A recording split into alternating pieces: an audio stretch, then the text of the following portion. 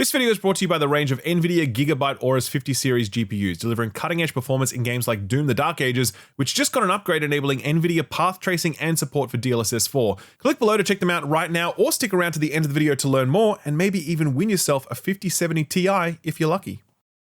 Gamers, me again, don't worry, I am not going to make this a regular thing. I just wanted to show my ugly mug one more time to offer the biggest thank you that I can for your support of thisweekinvideogames.com, which went live 1 week ago today. Those of you that clicked on the announcement video early would have seen that the site immediately crashed, hugged to death, so thanks for that. True story, our security layer internet thing thought we were getting a DDoS attack, and so they basically shut the site down. So we had to call them. We're like, no, it's fine. We had to scale up our server infrastructure 4 times over that sort of opening window because we had in excess of 300,000 concurrent requests. So you people were certainly clicking, and we really do appreciate that you were doing that.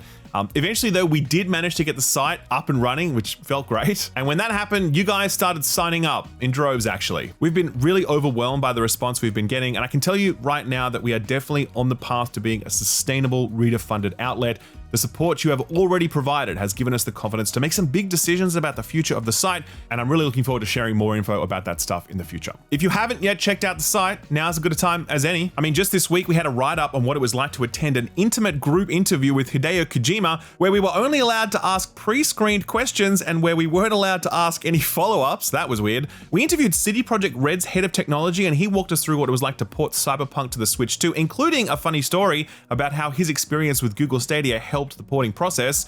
We had an exclusive interview with the game directors for Chronos, A New Dawn, the next big thing out of Bloober Team. One of our columnists, Simon Carlos, broke down how much money adult games on Steam are actually making, which is quite topical given Valve's recent round of delistings owing to pressure from payment platforms. Plus, we were the first to break the news that it was costing $40,000 to $50,000 per month to maintain Splitgate 1. More on that later in this episode. So yeah, once again, a huge thank you for your support. It's honestly been more than we could have hoped for, and it really has given us a lot of confidence in the future. We are literally just getting started, but already it feels like this thing's got a real shot. So if you'd like to join us on the journey, please do sign up over at thisweekinvideogames.com. And with that, on with the rest of the show. A fair amount of embarrassment to go around this week, but I don't think it gets much more embarrassing than having to lower the price of your game before it's even been released, after your cynical effort to cash in on a competitor's price hike backfires. That's exactly what happened this week when Xbox announced that the upcoming Outer Worlds 2 was getting a price drop from the initially announced $80 price point down to $70, which is still a lot of money, don't get me wrong, but it is the current industry norm for new release AAA games, though how long it stays the norm definitely remains to be seen. Here's the background to this latest example of Xbox accidentally punching themselves in the nuts and then pretending that actually they meant to do that all along. Microsoft acquired Obsidian back in 2018 when they were still working on the Outer Worlds 1, and back then the game was being published by Take-Two's now defunct publishing label Private Division. The Outer Worlds was a surprisingly divisive game, with many enjoying its sharp writing and narrow focus, while others found it overly simplistic and unsatisfying compared to other Obsidian RPGs. Either way, it was a commercial success, so Microsoft greenlit a sequel. Now, it's important to understand that the Outer Worlds was never meant to be a big AAA blockbuster sort of game. It sat more comfortably in the AA category, which is where most of the modern Obsidian games sit.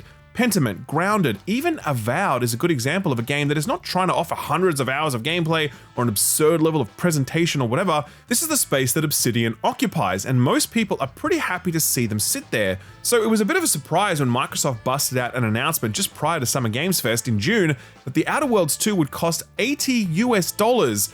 Here's how they justified it at the time, quote, "We understand that these changes are challenging, and they were made with careful consideration given to market conditions and the rising cost of game development. Looking ahead, we continue to focus on offering more ways to play more games across any screen and ensuring value for Xbox players," end quote.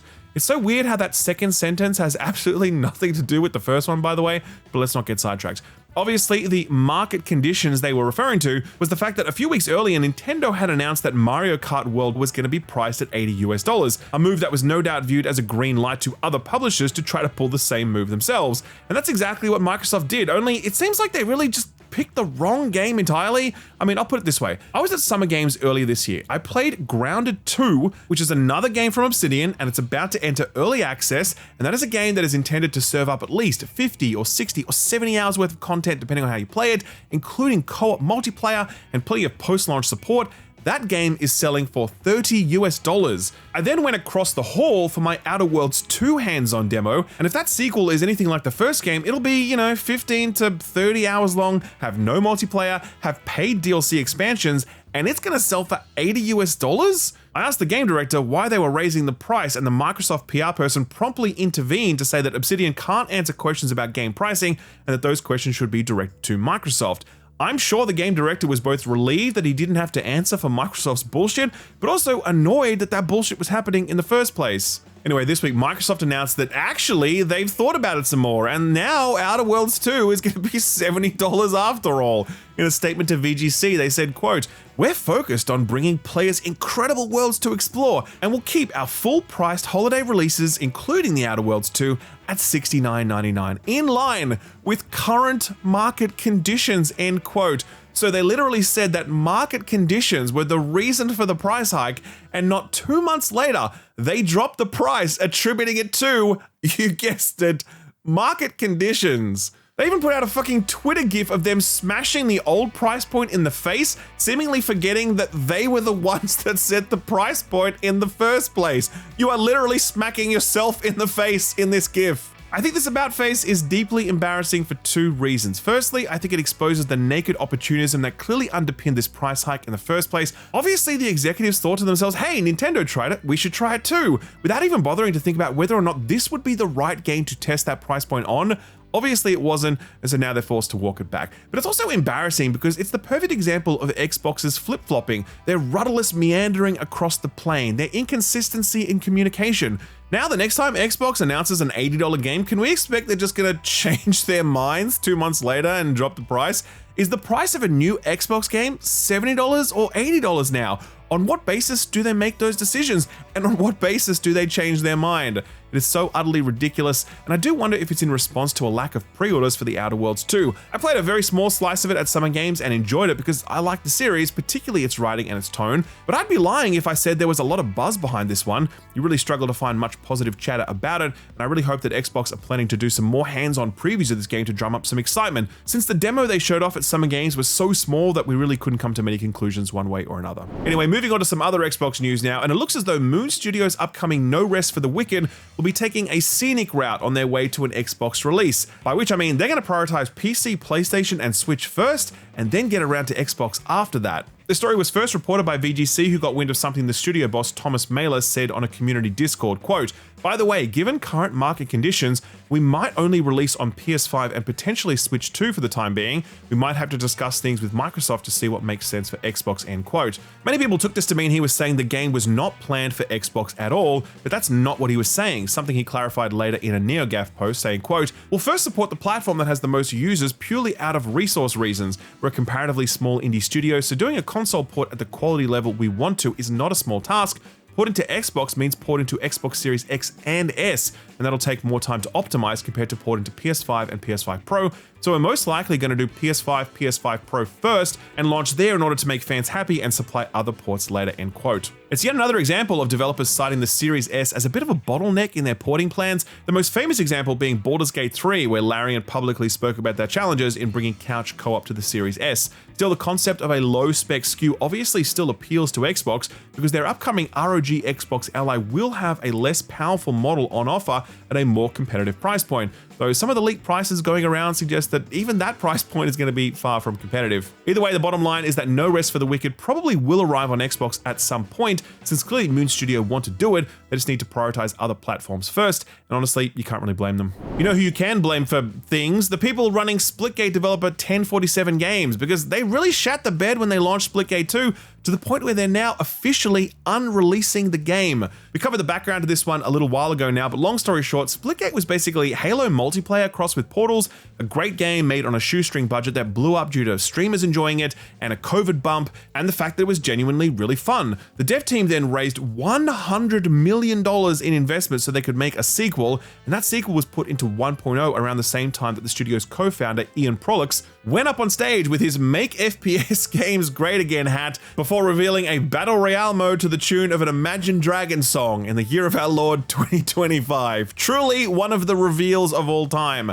Right out of the gate, Splitgate 2 wasn't hitting the numbers that the team and their investors were betting on, peaked at 25,000 concurrent players on Steam, which is a decent result, but the player drop-off after that has been catastrophic. 1 month after its launch, it had lost 90% of its player base, and recent peak concurrent player counts have struggled to break 2,000 people on Steam. User reviews for the game on Steam have also been absolutely brutal, with the title sitting at a mixed 61%, plenty of complaints about the changes to the game's overall vibe and focus, as well as lots of frustrations about in-game spending, since many of the cosmetics in-game would make even your average Activision or EA monetization consultant blush. The overall trajectory was so bad that this week 1047 Games announced that they were effectively unreleasing the game, returning it to beta so they can rebuild core aspects of the experience. In a lengthy Twitter JPEG, they said, quote, "We had ambitious goals for Splitgate 2, and in our excitement to share it with you, we bit off more than we could chew. We rushed certain features, made some boneheaded mistakes, and most importantly, we didn't give you the polished, portal-filled mayhem you fell in love with. We're going back to beta. We'll be heads down until early next year, rebuilding major parts of the game to capture the spirit of what made Splitgate special.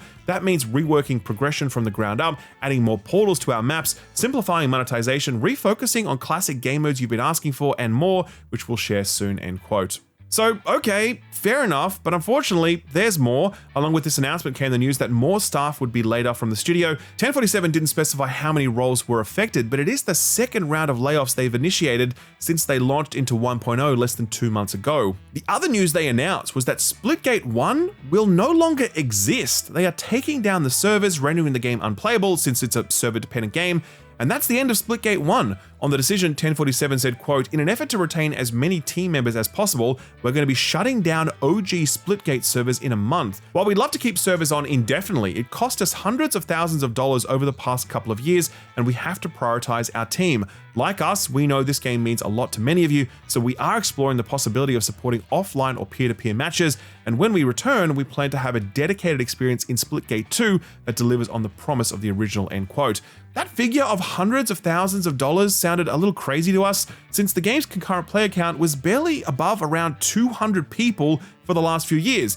It sounded odd, so we reached out to 1047 for clarification. Here's what the CEO told us directly, quote, "Between the game servers and third-party dependencies, Splitgate 1 is costing us $40 to $50K per month. Splitgate 1 hasn't had an update in over 2 years, and we turned off microtransactions, so the player base has been really small for a while and hasn't generated any revenue in over 2 years. We love Splitgate 1, it's definitely a mixture of emotions right now, but the reality is we care more about saving our teammates' jobs than we do about saving the game's dedicated servers," end quote. Obviously, all of this is a huge bummer for everyone at this point. Splitgate 1 players won't have a game to play anymore after this. Splitgate 2 players will have to hope that 1047 can figure out a way to turn things around, while 1047 staff are either under a lot of pressure or out of the job. Difficult to imagine how things could be much worse right now. Let's hope the studio has enough of that $100 million left over to give them some runway so they can dig themselves out of this mess. Speaking of big messes, the Subnautica 2 legal battle is heating up. Last week we covered the fact that the co-founders were indeed taking Krafton to court,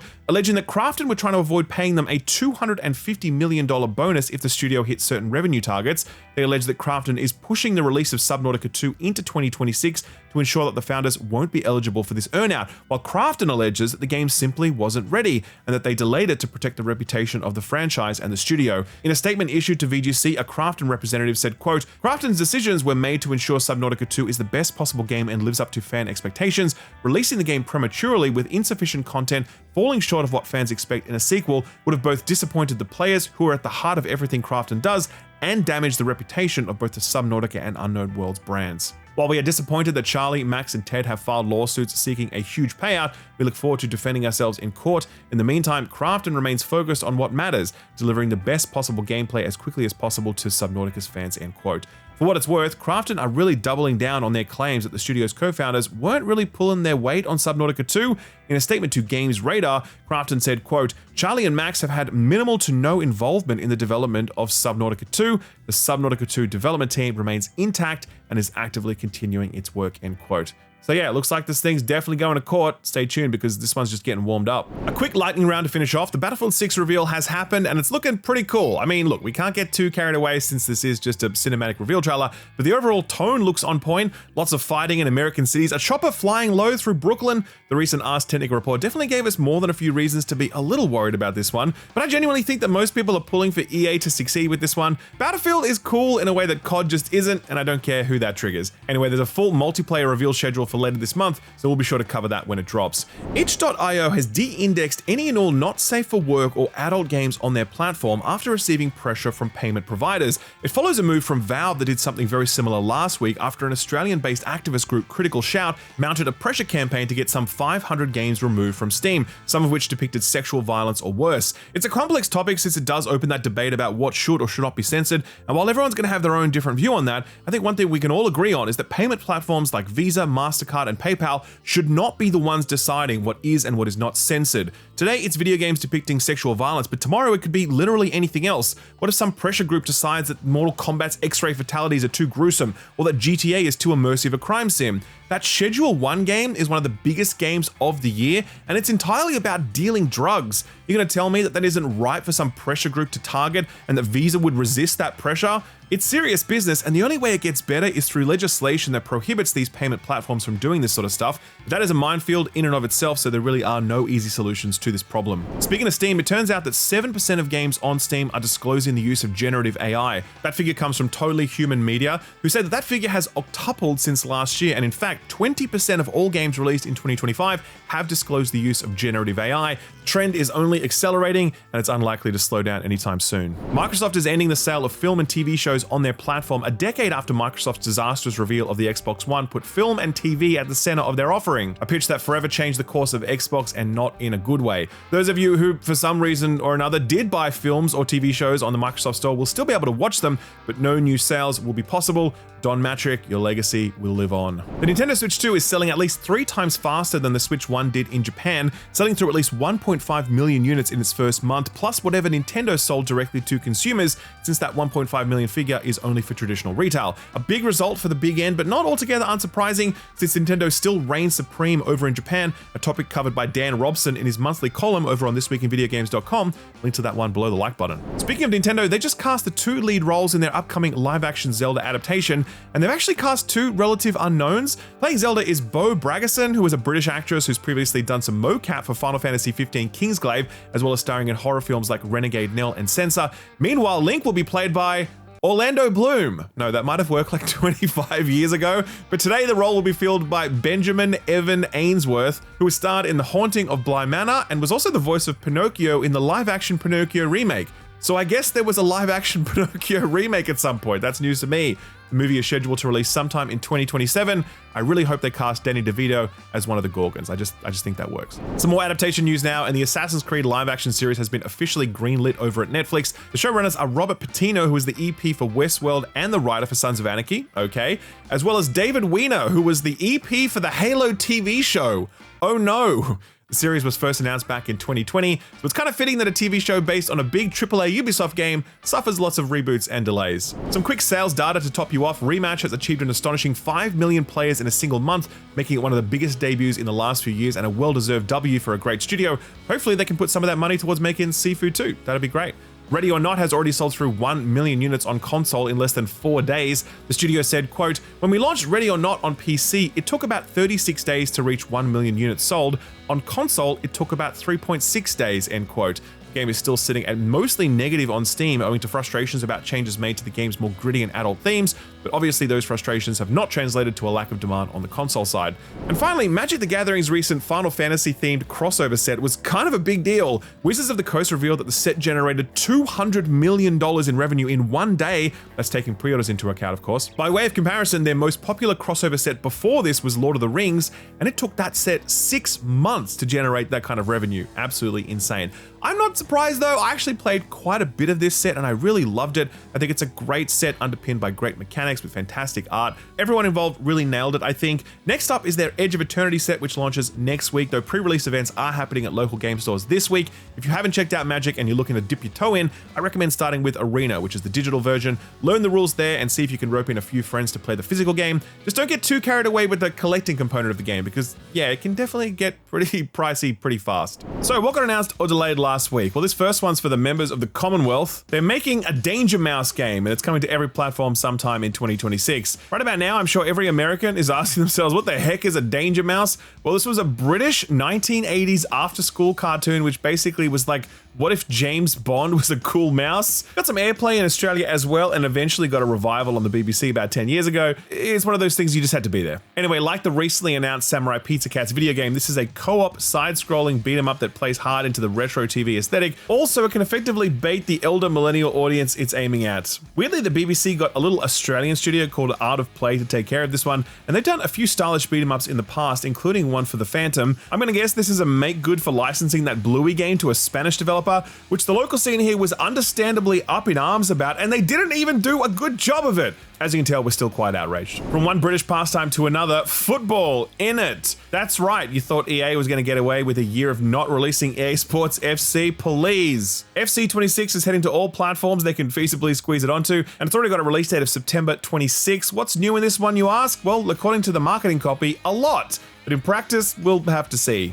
On to some updates now, and hey, remember when Ubisoft made that Avatar game a few years ago? It certainly had its fans, Austin included, and as it turns 2 years old in December of this year, it's going to get a free update that adds a third-person perspective to the game, as well as a new game plus mode. This is obviously to coincide with the next Avatar film, which also comes out in December of this year, and unlike Microsoft with Fallout, Ubisoft is getting its marketing plan ready nice and early to hopefully give this one a second lease on life. Man, can you believe we still have like 6 Avatar films to go or some shit?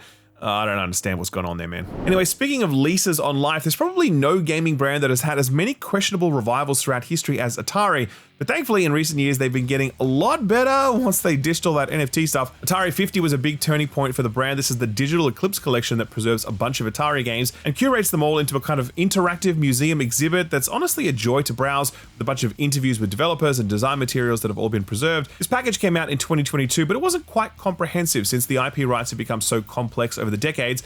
But Digital Eclipse announced that a big DLC expansion focused on Namco stuff is due out in 2025, which is a very big deal since they were responsible for some of the early arcade bangers, stuff like Pac-Man, Galaga, Dig Dug, etc. Really cool to see this pack still being supported and maybe eventually completed. Atari 50 is out on all platforms, and that update comes soon. Nicktoons and the Dice of Destiny is that like ARPG but with Nickelodeon characters thing that they revealed during the Summer Games Fest. It features the likes of SpongeBob SquarePants, Ninja Turtles, and Avatar: The Last Airbender because why not? Earlier revealed, but it now has a release date of September 30th of this year, so please look forward to smashing these digital action figures together. From a safe brand leverage genre game to a bizarre arty game that I'm still not quite sure what to make of, Dreams of Another is the latest one from the Kyoto-based Studio Q Games, which is run by the original Star Fox developer Dylan Cuthbert and best known for its Pixel Junk series of games. This is a PlayStation and PC game where you play a sleepy pajama man in a world made up of particles, and you use your assault rifle to create rather than destroy the world. It bills itself as a deeply philosophical game, and it's being overseen by the studio's frequent collaborator Bayon, who's known for his games with ambient electronic soundtracks and cool visuals.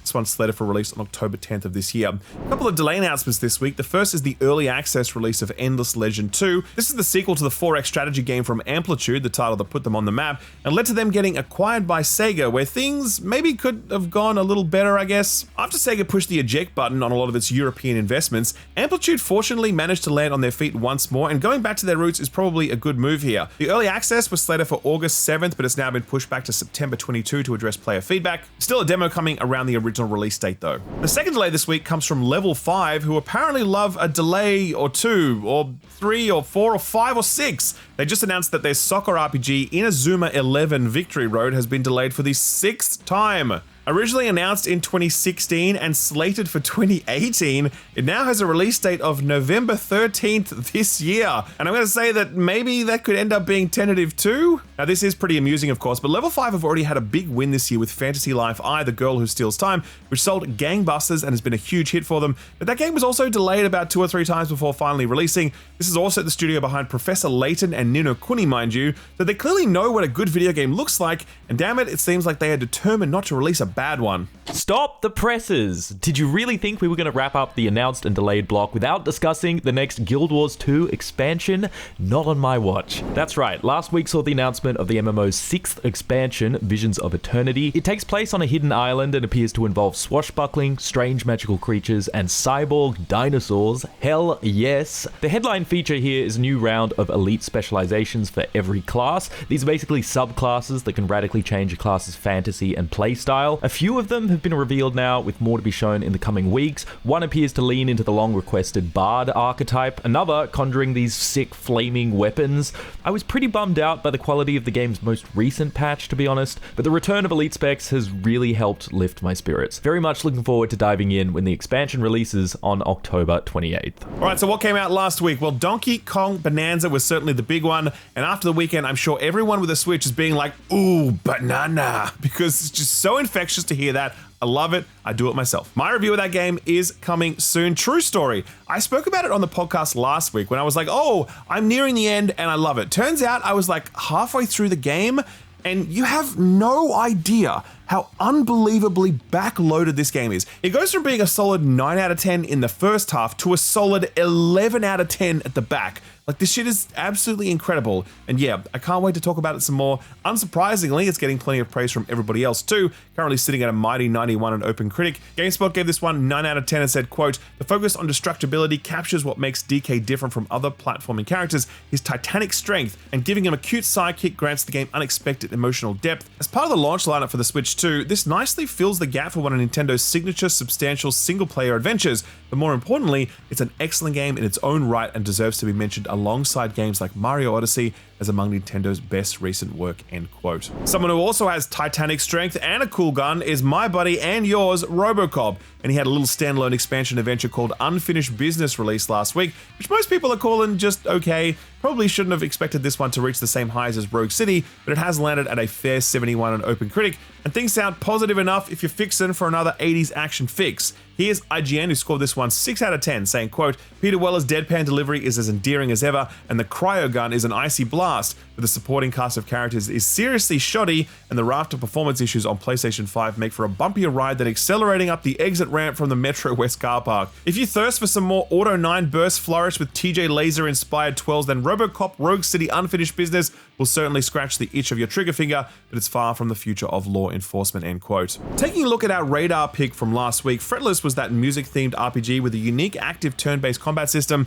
A bit of a range of thoughts on this one, which has landed at a strong 79 on OpenCritic, but it sounds like the battles are a lot of fun. DualShockers gave this one a 9 out of 10, saying, quote, "It's a lovely mix of cozy, creative, funny, and addictive as you synchronize with the rhythm-based, flow-state, turn-based combat. I wish some of the level designs and number of enemy types were a little more robust, but this ultimately boils down to simply wanting more of this amazing title. This is a must-play for musicians that game, but I'd also wholeheartedly recommend it to non-musicians as well," end quote. Moving along to the Aussie point-and-click adventure game The Drifter now, which was that pulpy pixel art game that looked very nice in motion. It's landed at a mighty 86 on OpenCritic, with everyone seeming to agree wholeheartedly that the game looks and plays wonderfully, but are a bit more divided on the story. PC Gamer got their Aussie staffer on for this one, and they landed at a 70 out of 100, saying, quote, "Can a point-and-click adventure game be good if its story doesn't stick the landing? Powerhoof's sublime art direction and sensitivity to mood give it immense potential to tell stories like this without resorting to boilerplate cliche, and the studio's approach to UI and puzzle design is impeccable. The Drifter is a great piece of design,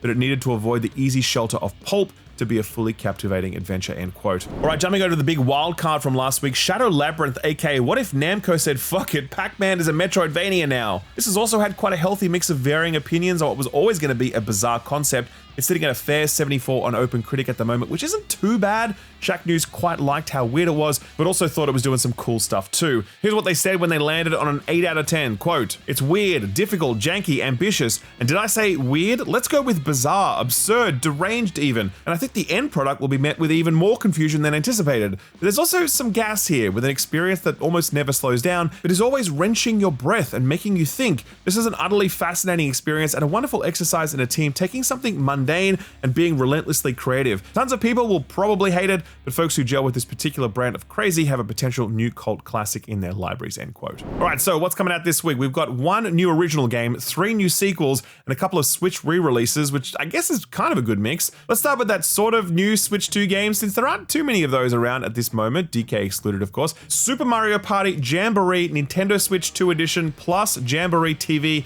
is out on Thursday, July 24th. This was a Switch 1 game originally, of course. The Jamboree TV adds a bunch of new modes and mini-games that use the Switch 2's mouse controls, the microphone, and even that USB camera. So if you went hard on the accessories at launch and you're desperately looking for an excuse to use them, maybe take a look at this one, but then again, you'll you'll have to submit yourself to the frustrations of Mario Party, and that's never for the weak-willed. If that's sounding a little too happy and wholesome for you, then this might be more your speed. Killing Floor 3 is arriving the same day for PC, PS5, and Xbox Series consoles. You probably know the deal here, co-op zombie shooting with sci-fi edge and lots of gore. This one was supposed to be out a little earlier, but they delayed it to act on some player feedback, since the feedback was very not good. Here's hoping they managed to turn things around in that very short delay window. I personally would recommend waiting for reviews before picking this one up. Thursday has also given us a brand new game in Wu Chang Fallen Feathers. This is a new Souls-like developed by Chinese studio Linzi, and thematically it's a dark fantasy take on the Chinese Ming Dynasty. Certainly looks really nice. Austin is actually playing this one right now for a review going up on the channel very soon, so do look forward to his take on how this one holds up against his beloved Lies of P. Alright, if you're looking for a Monster Hunter style game for your Switch 2, then you'll be glad to hear that on Friday, Koei Tecmo's Wild Hearts is coming to Switch 2. Honestly, I thought this one was pretty damn good, and I was really sad to see EA end support for it so soon after launch. A real sliding doors moment if you imagine where this franchise could have ended up if EA had the stomach to go toe-to-toe with Capcom. Anyway, joining Wild Hearts that day is another Japanese title, No Sleep for Konami Dante, which arrives for PC, Switch, and Switch 2. This is the sequel to the sci-fi detective visual novel AI, The Somnium Files, which is directed by one of the two famous visual novel directors everyone always talks about, the one who does all the mind-bending stories. This one's for a broader audience though, and the first and second games in the series were really well received, and early reviews for the third seem to suggest it's continuing that strong streak. Also on July 25, Obsidian's Honey, I Shrunk the Kids survival game Grounded 2 hits early access. Very interested to see what they do with this sequel, since I absolutely love the first, and this one is apparently supposed to be a much larger world, which should hopefully bring with it some more interesting systems. This one's hitting PC and Xbox Series consoles naturally. And finally, jumping over to next week on Tuesday, we're finally getting that cozy Lord of the Rings game, Tales of the Shire. This one's being developed by Weta Digital and has also been through a couple of delays, not at all helped by Take-Two's closure of its private division label. It seemed like the sentiment towards it during the last round of previews was not super great, but obviously we'll wait to see how the release version lands. Alright, this week's Radar Shout has actually been out in early access for a little while now, but we liked it so much that we wanted to make sure we put it on everyone's radar, so put this on your radar.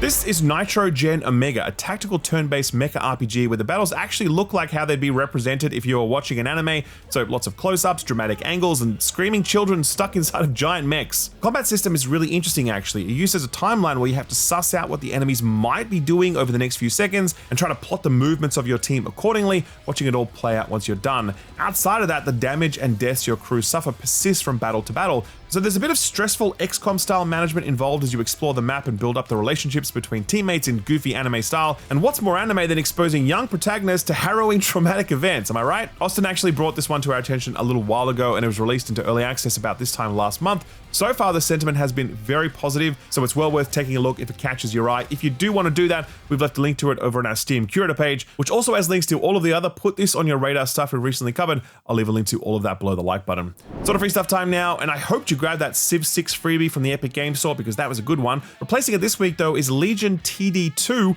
which is a tower defense game for 1 to 8 players. So funny story, this game used to be a Warcraft 3 mod, and though it didn't get as huge as something like Dota, the new standalone version has still had some pretty solid player bases over the years, with a really good rap on Steam, and it's currently sitting at a very positive sentiment with over 11,000 reviews. If you're missing that era of strategy game, then do give this one a look. And that's actually it for sort of free stuff this week. We're at the tail end of the month now, so not a lot of stuff to shout out, but do expect the ranks to be replenished next week when the new month rolls around. All right, it's been a long show, so our feel-good story for the week is a quick one. It's probably feel-good for us, but probably feels very bad for someone else. Our main man, Mario. As spotted by Twitter user KerPinkFury, this week Nintendo put out an official statement on the Nintendo Today app that confirms the official relationship status of Mario and Peach. Finally, after years of speculation, we are going to get some straight answers about the status of their clearly very intimate relationship. Are they going steady? Are they married? Are they friends with benefits? Are they 120 star-crossed lovers? Well, now we know. Quote, Princess Peach and Mario are good friends and help each other out whenever they can. End quote. Oof. Mario just got friend-zoned very publicly. Please respect Mario's privacy during this difficult time. Okay, ladies and gents, we are done for the week. I'm off to write up my DK Bonanza review now, but do also look forward to a Wu Chang Fallen Feathers review from Austin very soon. In the meantime, don't forget to like and subscribe, and if you want to get an ad-free version of this very show while also supporting independent games coverage, then head over to thisweekinvideogames.com and sign up as a supporter. We've got a special founding promotion running for the next few months that locks in your subscription price forever. Plus, there's a tidy discount on an annual subscription. Thank you for showing so much support to the website. It really does mean the world to us. And that is it. That's all I got. Actually, one more thing. If you live in Australia or New Zealand, are you interested in winning an NVIDIA GeForce RTX 5070 Ti courtesy of Gigabyte? If so, stay a while and listen. Doom the Dark Ages is a sort of game that really showcases what modern graphical technology is capable of, but believe it or not, id Software pushed things even further recently when they rolled out support for path tracing and NVIDIA DLSS 4. It's tech at the absolute cutting edge of fidelity and performance, and it's made possible thanks to this video's sponsors, NVIDIA and Gigabyte. And to celebrate, they're giving away a Gigabyte Aorus GeForce 5070 Ti Master to one lucky viewer based in either Australia or New Zealand. Before that though, let's take a look at this Doom update, because stuff like path tracing is really impressive. It's basically the most realistic modeling of light that we've ever seen in video games. It's not just reflection or volumetrics or global illumination, it's everything all at once, and it absolutely transforms scenes by giving them lighting that is deep and textured and real. This lighting is further assisted by NVIDIA's ray reconstruction technology, which uses AI to provide improved lighting accuracy and a more detailed image. Of course, this technology is pretty demanding on your GPU, but that's where NVIDIA's DLSS 4 and multi-frame generation come in. Multi-frame gen can add up to 3 additional frames per rendered frame, and that means in games like Doom the Dark Ages, when you've got path tracing enabled, you can still push upwards of 200 frames per second or more, resulting in the smoothest possible frame rate experience while fully utilizing the capabilities of high refresh rate TVs and monitors. If this sort of cutting edge tech is what you're after, then I do recommend checking out Gigabyte's award-winning range of 50 series GPUs. Their Hawk fan design is specifically engineered to maximize both air pressure and the amount of air circulating through your GPU, and its composite liquid metal componentry keeps temperatures down while keeping frame rates up. It's got server-grade thermal conductive gel for improved VRAM temperatures, as well as a large vapor chamber, superconductive heat piping, and an angular thermal fin design. Plus, there's nice little flourishes like customizable RGB and even an edge view LCD display, things like GPU stats or text or images or GIFs if you like. Best of all, as I mentioned earlier, Gigabyte are feeling generous, so they're actually giving away a Gigabyte Aorus GeForce 5070 Ti Master to one lucky viewer. You do have to be residing in either Australia or New Zealand to be eligible, so if you are, click the competition entry form in the description below to get started. And if you just want to check out Gigabyte's award-winning range of 50 series GPUs, I'll leave a link to their product lineup down below as well. Thanks to NVIDIA and Gigabyte for sponsoring the video, and thank you for watching it.